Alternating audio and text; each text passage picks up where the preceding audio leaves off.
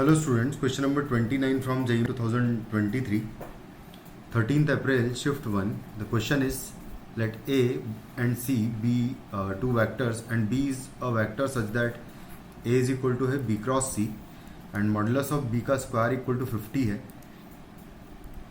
यानी कि mod B का वैल्यू है 5√2।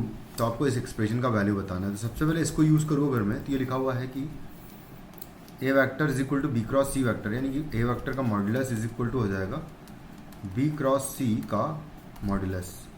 ए वैक्टर का मॉडुलस मैं निकाल सकता हूँ बहुत आसानी से। तो ए वैक्टर का मॉडुलस हो जाएगा यहाँ से, ए वैक्टर क्योंकि मेरे पास है तो 3 स्क्वायर प्लस 1 का स्क्वायर प्लस -1 का स्क्वायर आ जाएगा, तो 9 प्लस 1 प्लस 1 हो जाएगा ये, और ये इक्वल टू आ जाएगा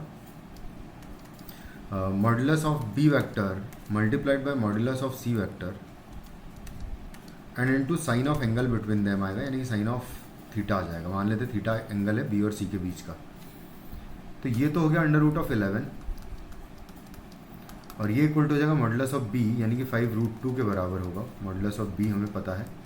मॉडुलस ऑफ सी की बात करें तो ये हो जाएगा √2 का स्क्वायर प्लस 3 का स्क्वायर प्लस 3 का स्क्वायर एंड इनटू आएगा साइन थीटा।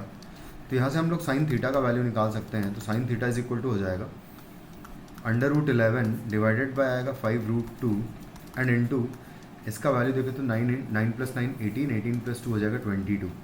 तो ये हो जाएगा √11 और √2 आएगा 11, √11 इंटू 2 है, √11 से √11 कैंसिल आउट कर देंगे तो फाइनली इसका वैल्यू मेरे पास आ जाएगा 1/10 हमारे पास साइन थीटा का वैल्यू आ जाएगा। तो साइन थीटा अगर 1/10 है तो cos theta will be equal to under root of 10 का स्क्वायर -1 डिवाइडेड बाय, क्योंकि बेस ये आ जाएगा और हाइपोटेनियस तो 10 ही रहेगा, तो ये हो जाएगा √99/10 जो है वो कॉस थीटा का वैल्यू हो जाएगा इन दोनों के बीच का एंगल का, बी और सी के।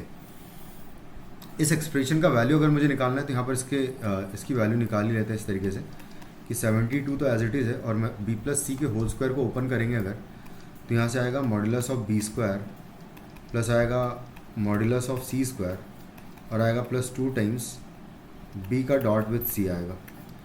तो यहाँ से बस डायरेक्टली अब वैल्यू निकालें सबकी, तो 72 minus modulus of b square का वैल्यू 50 है प्लस मॉड सी का स्क्वायर अगर देखें तो सी का स्क्वायर सी का मॉडुलस ये आया था हमारे पास 22 अंडर रूट में, तो इसका स्क्वायर हो जाएगा 22 √22 आया था, तो प्लस आ जाएगा यहाँ पर 2 into modulus of B mod C और into cos of angle between them आएगा कॉस थीटा। इन सबका वैल्यू मुझे पता है, तो 72 माइनस इसको तो ऐड करेंगे तो 72 हो जाएगा बेसिकली ये, और माइनस आ जाएगा यहाँ पर 2 इंटू मॉड ऑफ बी जो है वो है 5√2